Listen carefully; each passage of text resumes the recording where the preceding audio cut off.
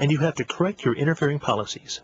Our guest, Republican Congressman Joe Barton of Texas. He is on the House Energy and Commerce Committee, and Democratic Congressman Joe Sestak of Pennsylvania, who sits on the Armed Services Committee. Thank you, gentlemen, so much for talking to us. Good to be here. Glad to be here. Congressman Sestak, let me ask you first, President Obama hasn't said much, but if he does, the question is, could it really make much of a difference? What do you think? I don't think it's going to make that much of a difference. Here's what's very ironic.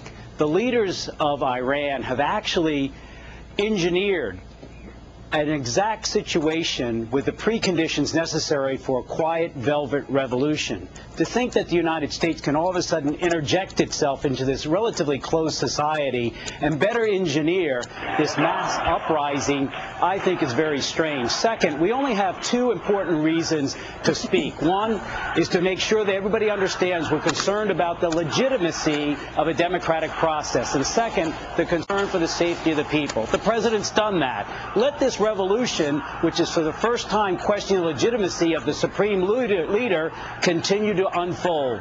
So then, Congressman Barton, do you think it's important to just essentially cautiously be watchful right now if you were the president?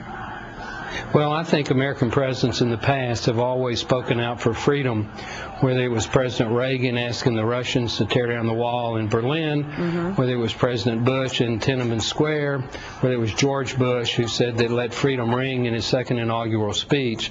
I don't see the downside of our current president, President Obama, simply standing for all the past principles that we've had and say we want a free election, we want the votes to be counted. It's pretty ironic that they announced the winner within hours after the polls closed, and it's obvious from the demonstrations that a lot of people that voted for the opposition feel like that their vote wasn't counted. Congressman Sestak, couldn't President Obama put pressure on China and Russia not to accept Ahmadinejad as Iran's president, considering China and Russia are Iran's major trade partners? I mean, if their oil, gas, and other deals were in jeopardy, could that possibly make a difference? I think he should speak up about not against Ahmadinejad. He should speak up about the legitimacy of the democratic process and bring other nations to speak towards that. Here's what my experience is. Pre-Shah, I actually, in the Navy, operated on board my ship, as well as at sea, with the pre-Shah Iranians. They never forgot how we interceded in Iran in 1954 for a coup that overthrew their democratically elected prime minister. And since then, before I got out of the Navy 3 years ago, I operated with the Iranian Navy at sea. And so I find that there's a very professional group of moderates in that country that also very much believe that as a Persian nation, they are a self-serving nation in terms of they know what's right for themselves. So let's not overdo it in a culture that, quite frankly, we don't understand very well. All right, but we need to understand it, I think, in order to have any influence whatsoever, I would think. Congressman Barton, I mean, tomorrow when Congress and the President get back to work, will lawmakers on Capitol Hill press the White House to take a hard line? I mean, they have passed a resolution supporting the demonstrators in Tehran. That's a pretty hard line move. Well, Julie, we're not talking about military intervention. We're talking about just plain face standing up for freedom. Nancy Pelosi and I passed the bill in the House after Tiananmen Square that allowed the Chinese students that were currently studying in the United States to stay in the United States.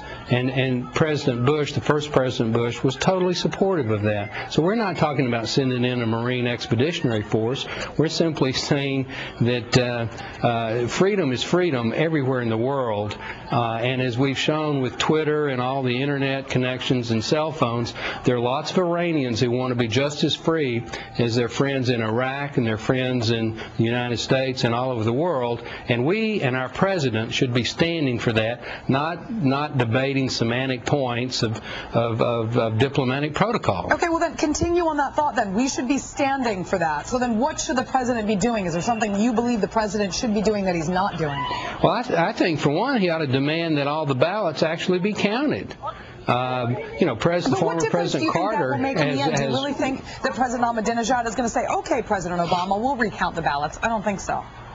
Well, you asked me a question. I mean, you know, former President Carter has led U.S. delegations under the auspices of the United Nations in elections all over the world to make sure that the election was honest. What makes the Iranian elections so different that we couldn't have an international group go in and check the ballots?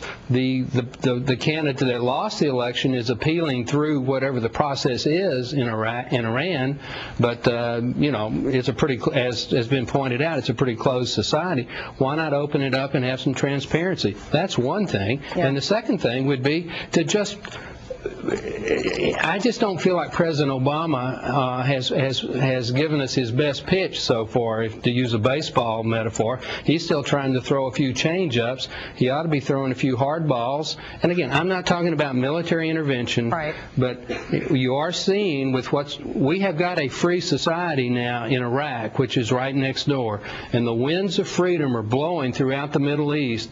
This election in Iran is an example that, you know, people want to be free wherever they are, right, and our president should be standing for that. And right now he's trying to act like he's an assistant secretary of state for Middle Eastern affairs. Congressman Sestak, I'm going to allow you to respond to his comments, and then I'm going to have to wrap this up. I understand. Look, past is not always prologue. I understand the point about China. But this is a country where its supreme leader holds legitimacy and has up until now in the eyes of the entire society. For the first time, he's factionalized himself. For the first time, he's not an honest arbiter. And for the first time, we actually have a cleavage in there that the people themselves of Iran, who still admire the supreme leader and don't want outside interference, are beginning to move us towards an orange, a velvet type of revolution. The president should speak up for the legitimacy of a democratic, free process and justice. To go beyond that will not let this play out to where afterwards we actually have a strategic opening to deal with that country better. All right. The president's doing it well. That's all the time we have, but you guys were great. Congressman Barton and Sestak, thank you very, very much for talking to us. Thanks for having us, Julie. All right, Greg. And distrust of the United States.